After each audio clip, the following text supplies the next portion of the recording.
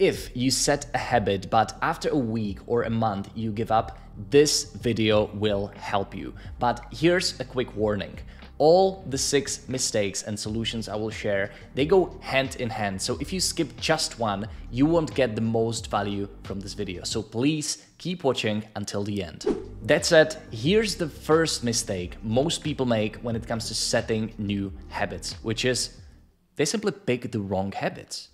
Just because some influencer online tells you that you need to wake up at 4:30 a.m. in the morning, you need to meditate for 1 hour, or that you need to eat raw testicles, it doesn't mean that these habits are right for you. The truth is, most people pick the habits that might sound good or they can use to flex with on social media, but that doesn't necessarily make them right habits for them. So to fix this, you need to zoom out and think about your bigger overarching goal and then reverse engineer the daily and weekly actions that will get you closer to this goal. Sure, it will be more difficult and it will take more time than finding some random habits online, but it will help you to stick to them because you will understand why these habits and daily actions matter to you on a deeper level.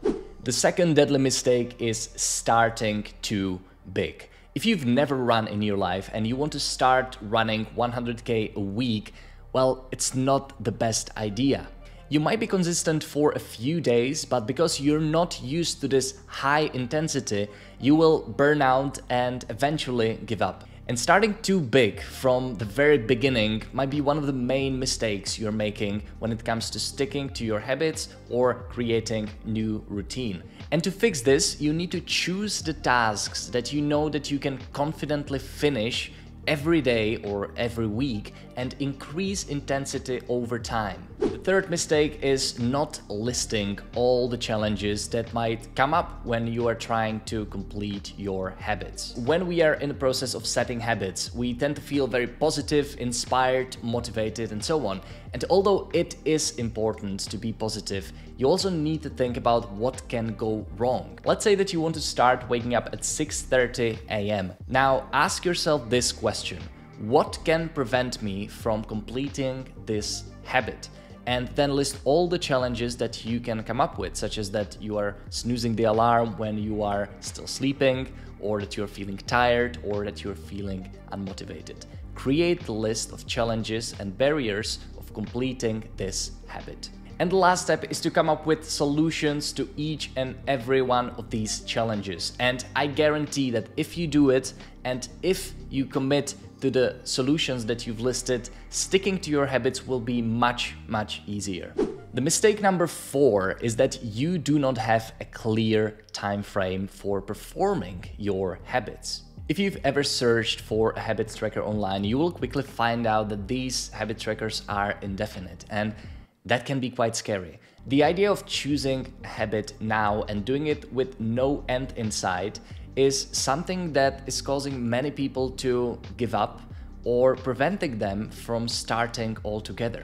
And the truth is, not all habits are designed to be performed for life. Let's say studying for an exam or working on something urgent in your business for just a few weeks. So whatever habit you're choosing, decide on the specific time frame that you want to commit to, because it will allow you to do 2 things. First, it will allow you to reflect on whether this habit is actually serving you in a way you intended. And second, it will be easier to stick to this habit because you have clear end in sight.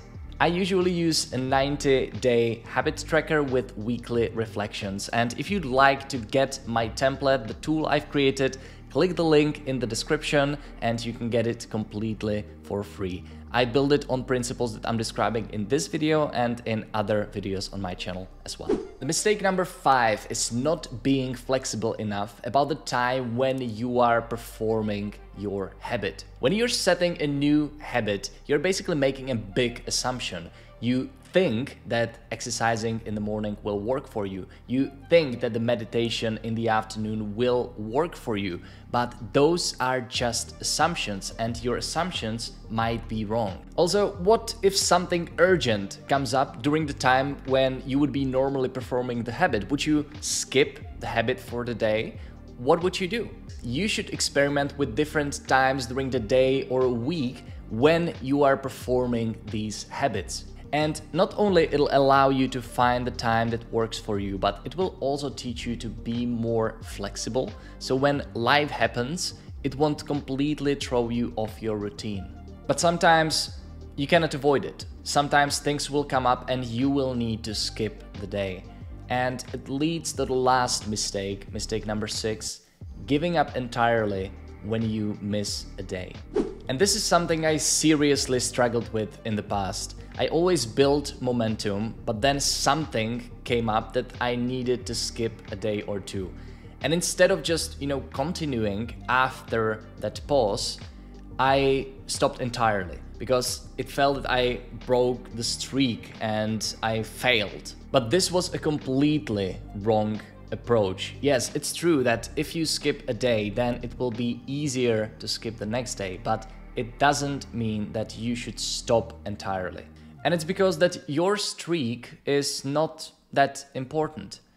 What's important is that you are completing your daily or weekly habits, and in the process, you are building a habit of performing habits. That was mouthful.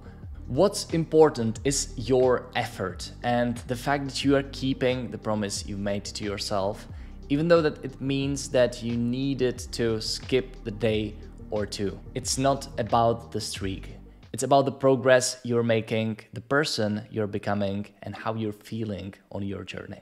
So that's it. If you found these 6 tips useful, please consider subscribing to my channel. I actually spent a lot of time researching this topic and recording this video to make it digestible for you. And one of the best forms of feedback you can provide is that you will hit that subscribe button, because it will basically give me an information that this is a topic that you are interested in and that I should maybe explore a little bit more. So if you found this useful, please subscribe below. And lastly, if you'd like to get my free 90-day mindful habits tracker, click the link in the description. It's a tool that allowed me to build my last business to close to $1 million, exercise for years regularly, and basically keep the promises I make to myself. So if you think that that would be valuable for you as well, click the link in the description and download it, make a copy. It's completely for free.